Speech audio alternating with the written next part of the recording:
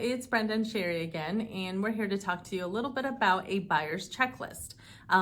In the home buying process, we want you to be as prepared as possible and to make this a smooth process for you. So we've created a little bit of a list that we've seen throughout the processes in the past that I think will be helpful. And it's just going to make things easier. And one of those things to start off with is knowing where you sit as far as your credit score is concerned. One of the places where you can go is annualcreditreport.com, and that will give you a report of what your credit is, what is showing, and then you call up Brenda, and then she's going to explain what all of that means to you. Yep, so what we'll do is we'll look at that list together, and from there we'll be able to look at your credit score, look at what's currently being reported, and then we can kind of come up with a plan on if your credit score sits where it needs to. We have a lot of programs that are credit score specific, so we want to make sure that you qualify for a program that fits your needs.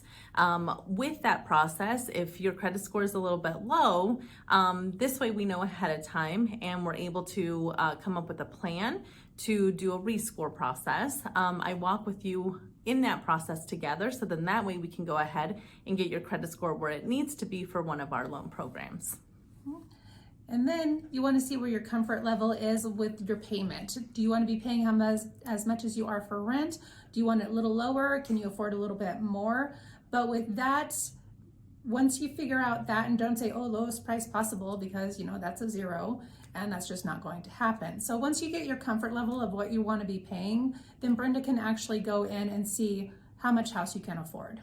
Yes, your desired payment level is a huge piece of this, because just because you qualify for $500,000 doesn't really mean that you're going to be comfortable with that payment, especially if you were used to paying $1,500 a month.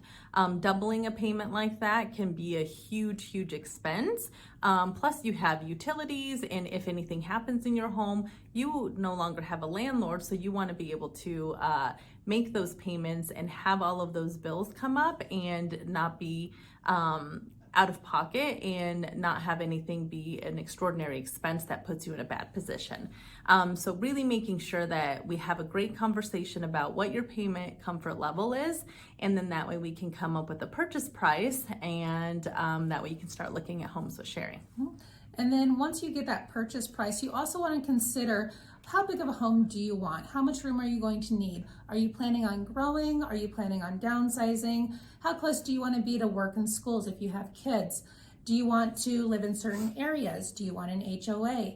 All of these things are things to consider whenever you're looking for a home. And once we get the price, then we can be like, okay, well, this meets some needs but not others, so it's also just compromising on certain things too. Yep, so once you've discussed credit score, you've discussed debt to income, you've discussed comfort level and needs and wants in a home, then we come up with a savings plan. So it is something that's really important. Yes, we have great programs out there that will help you with down payment assistance, but it's also great to have a savings plan in place for those emergencies. Like I said, a washer and dryer can go out, a dishwasher can break the moment that you move in. So it is something that you want to be prepared for those expenses and not be surprised. So one of the things that I learned a while back is that you can easily save $10,000 in a year if you're a little bit mindful with your spending a day. $27.40 a day will get you there. So, that cup of coffee in the morning, that lunch, the dessert on the way home, all of that can add up to $27.40 in one day.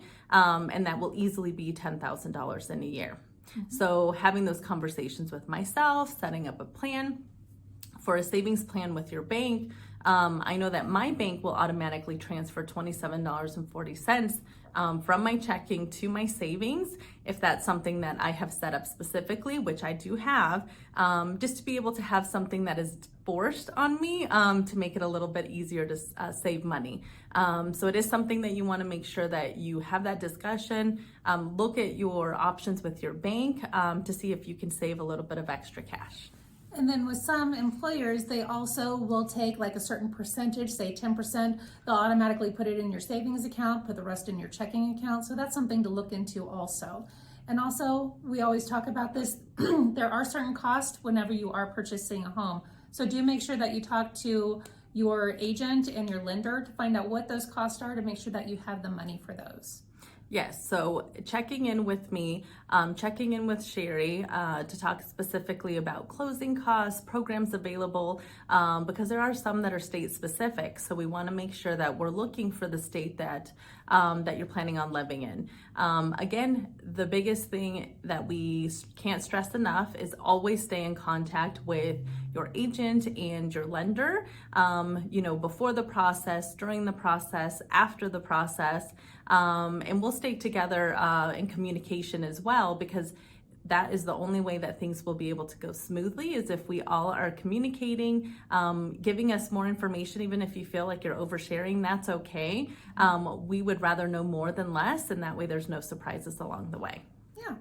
So that is your home buying checklist. And if you have any questions, please feel free to give one of us a call.